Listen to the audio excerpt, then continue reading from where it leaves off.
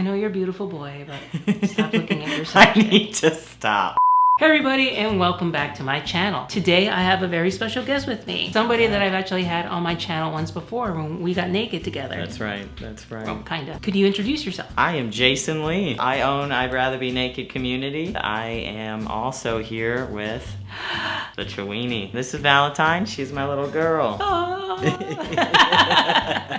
I will, of course, put a link to all of Jason's socials down below. That's right. Check it out down there. Also, don't forget about my viewer contest. So what do you have to do that? Have somebody subscribe to my channel. You take a screenshot of them subscribing, and then they send me that screenshot via Messenger. It gets you that much closer to a 30-minute Skype call with me. This is going to be video number 98. When I get to video 100, that'll be the end of the contest. So Jason, how do you identify? I identify as a straight trans man. Are you single? I am single. There you go, ladies. This time I wanted to talk to you about the experience of going from somebody who identifies as a lesbian to somebody who identifies as a straight man. Yes. I mean, that's quite a jump to go to. And it's been quite the experience as well. There was a whole bunch of confusion on the inside of me, and I couldn't ask anybody because I couldn't articulate what I was going through. When I looked at a beautiful woman, I felt attraction. When I looked at a beautiful man, there was something else I was feeling, but it wasn't that same attraction. A sense of desire as in, I want to look like that. Man, I really wish I had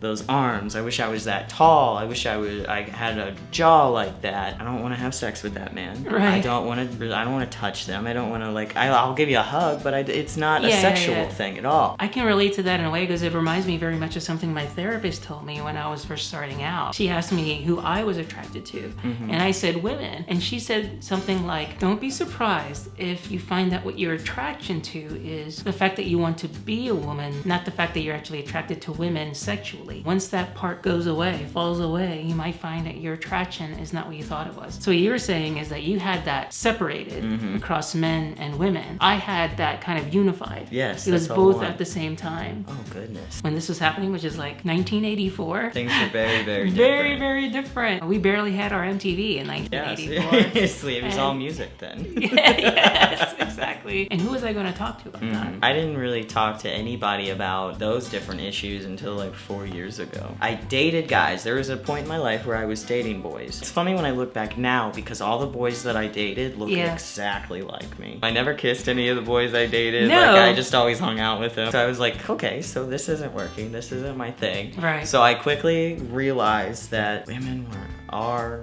were where it's at. For me personally. Bless all the women. Then all of a sudden I realized, well, it's time to figure out what this other thing is going on inside of me. For a while you did live in the lesbian world. And what was that like? Oh boy. Went to Rev all the time. Every single, I went to like 3 times a week. And 3 times a week?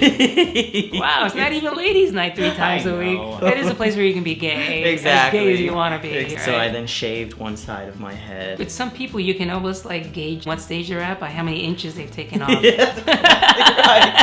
It's like, oh, stage 1. Yes, stage 1, you're a baby dyke. Undercut. Ooh, things are getting a little more serious now. You're getting farther down that line. Shaving that hair there. And then like, oh, all gone. Yeah. You've gone full lesbian on us. Give her lesbian card. Except that your card was completely falsified. Exactly. They had to cut it in half. They're like, this isn't real. And then I realized I didn't really feel like me. Like, it wasn't enough. Yeah, it wasn't enough. I felt like, you know when you're like putting together puzzles and like there's a piece that looks like it should fit right in that spot and then it doesn't quite because there's just something missing? That's what I felt like. Like I felt like I wasn't quite up to par. I kind of liken it to being in the dark and kind of trying to feel your way around. Things feel like they should be one thing, but they're actually another. Until you turn on the light, you don't realize you're holding on to a dildo and you're holding on to a pickle. Wow.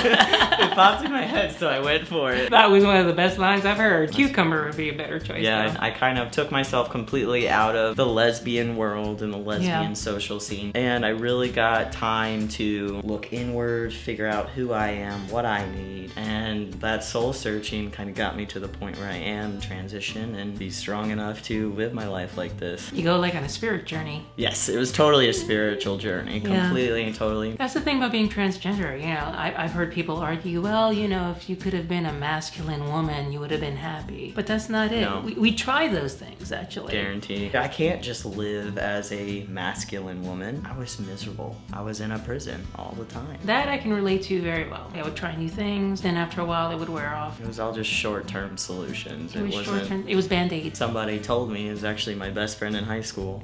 She was like, you know, you can transition, right? And I knew about it. Like, I'd always researched about transitioning, but having someone else tell me it was okay, for some reason, was just like, you're right. I can do this. I can be me. And then everybody after that was like, I don't think you should do this. You can't transition. There's no such thing as that. But that one person changed everything for me. She's actually the girl who was my first girlfriend. She like helped me realize I liked women and then helped me realize I was a trans man. Samantha, You're I love great. you. So she must have seen something in you that made her feel that you were not actually a lesbian, but you were really a guy. Yeah, and you could always tell, like, in my relationships with other lesbians, it wasn't a lesbian relationship. I truly believe, like, when two women are dating each other, there's a different communication dynamic. And I always felt like I seriously lacked in certain aspects of it. There's a difference between men and women. It's very hard to quantify because you're always going to find people who overlap. I knew there were thoughts and feelings that I had that I could not express freely until society saw me as a woman. So I had these instincts that didn't really mesh with other men. That's exactly it. Instincts is the key word. Yeah. My instincts didn't match up with what I was told I was supposed to be. Once you really accept that about yourself, I don't know if you had the same feeling, but it felt like I was suddenly moving downstream. Just go with the flow, exactly. Yeah, it just felt so right. It felt so natural. And it is natural. I think we are told by society that it's not a natural thing. Yeah, I totally believe that too. We're just a natural variation of humanity. You come out as a guy. You come back to this world, and what were your experiences like? It's totally different. It's funny because I always have really positive experiences with females. If they're confused with something, they'll at least ask questions. Yeah. Sometimes people are a little like weirded out, like they don't quite understand. I get this a lot. What are you? You kind of break the mold on what they think it's supposed to look like, and I think it's very confusing to people. The one instance that has stood out for me that probably made me a little more uncomfortable is before I started packing. I went into Southern and this guy walked up to me and I was just standing there. He was pointing at my crotch and he was like, what's wrong with you?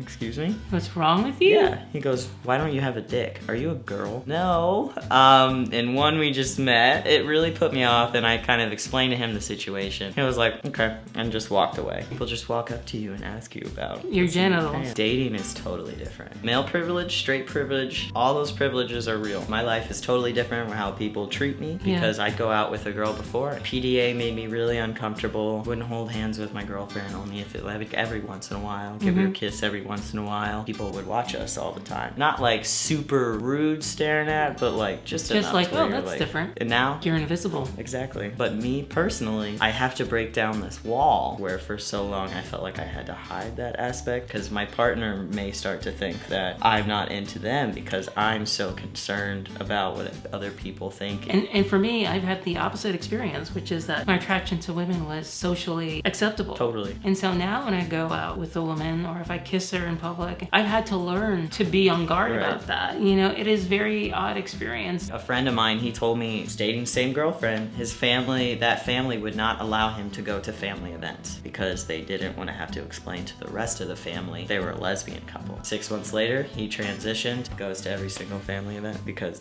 they don't have to explain anything. They don't care. You're dating, I assume, straight women? I date everybody. When you've dated somebody who's never dated a trans guy before, it takes a lot of communication. Within the first couple weeks of us talking, I either come out or I ask him, you know I'm trans, right? I don't want to get down the road and then be like, oh my gosh, I can't believe it. You lied to me. That's what we have, and if they care, they'll ask questions. If they don't, there's been a lot said recently, at least in the lesbian communities, about trans women erasing lesbians. How is that possible? Well, in the idea that if we have a penis and we say, well, when we have sex, that somehow negates their lesbianism. Based upon that logic, that would mean when I have sex with a woman, that's lesbian sex. And this is one of the reasons I wanted to bring it up with you, because I hear that a lot. Do straight women think to themselves, oh, am I no longer a straight woman when they date you? From the conversations I've had with straight women, they're not seeing me as a female. Had some type of female experience in the past. They pull from that experience that gives them confidence to where they know they'll be able to sexually please me. If they haven't, it's a lot of questions, and they have to ask me, what am I gonna expect? What do I do? What does it look like? Are we gonna use that? Are we gonna use a toy? Are we gonna use fingers? What's it like? How do we have sex? It's up to me then to communicate back to them, well, this is what I have. This is how I have sex. This is what makes me feel good. This is how I felt comfortable in sexual situations. I cannot be afraid to communicate everything with her. I'm not different in a bad way, but I am different from what she's used to. So I have to be compassionate to her needs, just like she has to be compassionate to my needs. I think communication is key for anybody having sex. Even as a post-op trans woman, there are a lot of questions. People don't necessarily think that my vagina is going to be no different than a cisgender woman's vagina. You still have to communicate. If you want good sex. Yes. If you're gonna have good sex, you need to communicate. If they're not willing to get to know you and they're not willing to get to know your body, you probably don't want to be with them anyway. So don't lose hope if you're a trans person and you're having issues dating. Cisgender, gay, straight, pansexual, bisexual. Dating's hard. I had my first real date in 3 years the other night. And you're a good looking guy. I need to have you on my channel sometime with your shirt off. I know we did a video about getting naked and no one actually got naked. I'm not wearing any pants. You've had your top surgery, obviously. And I don't have any nipples. That's what people say all the time. Where are your nipples? For me, I had rather large boobs. My nipples from binding were no longer a circle. They were like skewed? Stretched out. My nipples spent a lot of time in my armpits when I was binding. That makes sense, And when I pulled them back, they would just keep stretching, and I was never a fan of them anyways. I never felt my nipples before. I think I had something in my head that disconnected me from my boobs entirely, and that started like right when they started growing. Now it's just wait until my muscles fully heal right here because I bind it a little too tight. If you're out there and you've got big man boobs, don't bind tight, please. You'll mess up your muscles and your ribs. Public service announcement. Because that's what happened to me, and the bottom half of my lungs collapsed, and it has caused breathing issues to this day. Another reason why I don't have nipples, because if they would have put nipples on the moment after my surgery, after they healed, I'd have a nipple here and probably a nipple right here. There was a lot of different things I had to think about when getting my top surgery. Wow. This is it. I've seen his Instagram photos. You guys should check him out. Definitely should. I don't wear a lot of clothes. You don't wear a lot of clothes. I'd rather be naked. You do flash a lot of muscle. Boom, bam, boom. Boom, bam, boom. I coach a lot of trans guys on how to gain muscle, and the gym is the place that I found that most trans guys find a lot of their security and confidence in. My personal Instagram is Climbing Up the Ladder. My business Instagram, the community, is I'd Rather Be Naked Community. I'm just gonna rub my cheeks for a minute. I would rub my vagina, but I think that's... We would go Should I leave? Should I leave the room? You can see many, many more photos of Jason topless down in his socials below,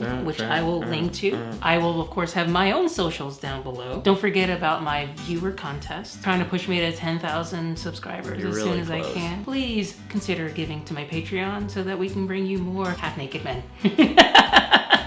And on that note, like, share, and subscribe, and see you around the interwebs. See ya.